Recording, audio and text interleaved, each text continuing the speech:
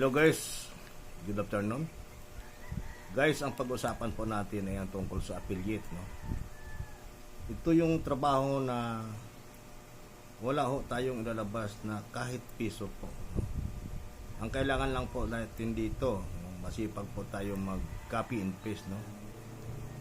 At mag-share sa mga friends po natin sa Messenger, no? Tandaan nyo guys, dalawang platform, no, na ayaw po nilang makita yung link, no, ng app na pinopromote po natin, no? Isa na rito yung Facebook at saka yung TikTok, no? Dahil once na makita po nila ito, maging violation po natin ito at maring maban po yung ating account sa kanila. Ang tinutukoy ko dito guys, yung bagong app na Timo. Siguro marami na po yung nakakita sa inyo sa Timo, no? Kasi makikita ito sa mga Facebook, no? Ito po ay ina-advertise, no?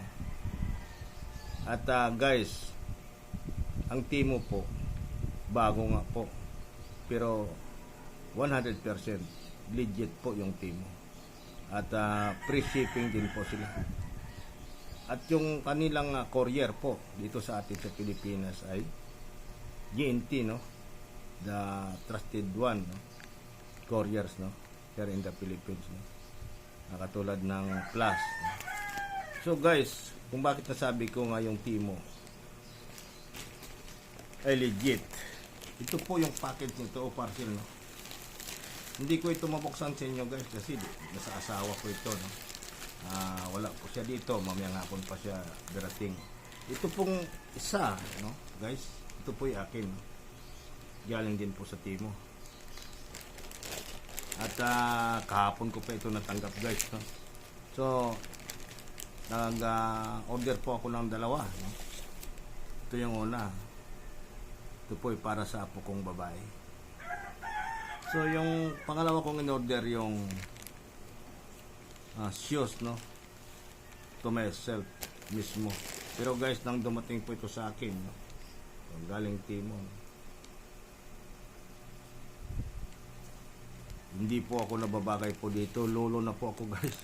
So itong dalawang ito ay pupunta po ito sa akin mga apo.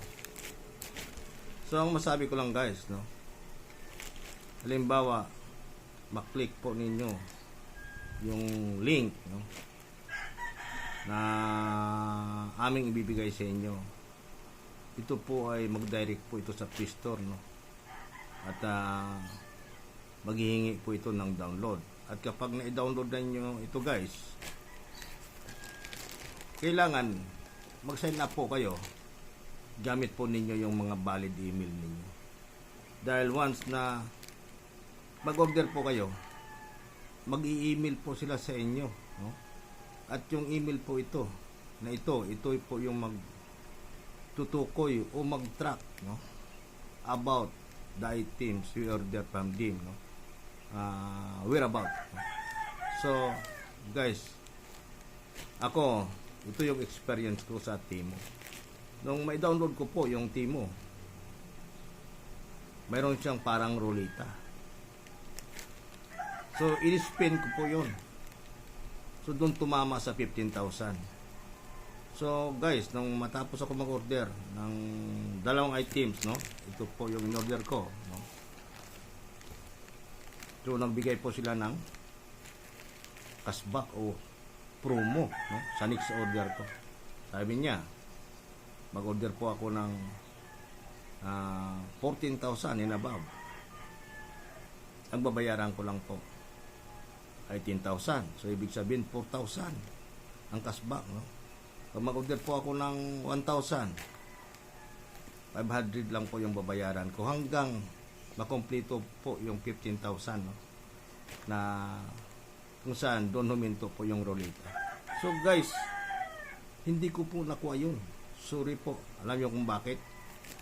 Paano ko kukunin yun? Hindi ko pa nga natanggap yung aking unang in-order. Tapos order ako ulit, ay hindi naman siguro maganda. So kailangan guys, no, ma-prove po natin na legit po yung isang app, no.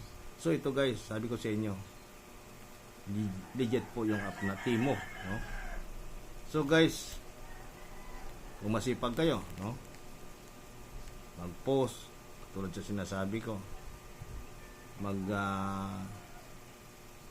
share sa mga friend po ninyo sa messenger, who knows, no? Maklik po nila, ito paano ay kikita po tayo dito. Okay guys, maraming salamat sa panood ninyo, at ang link po nito ay makikita po ninyo ito sa comment section po ng video nito. Maraming salamat guys. Babu.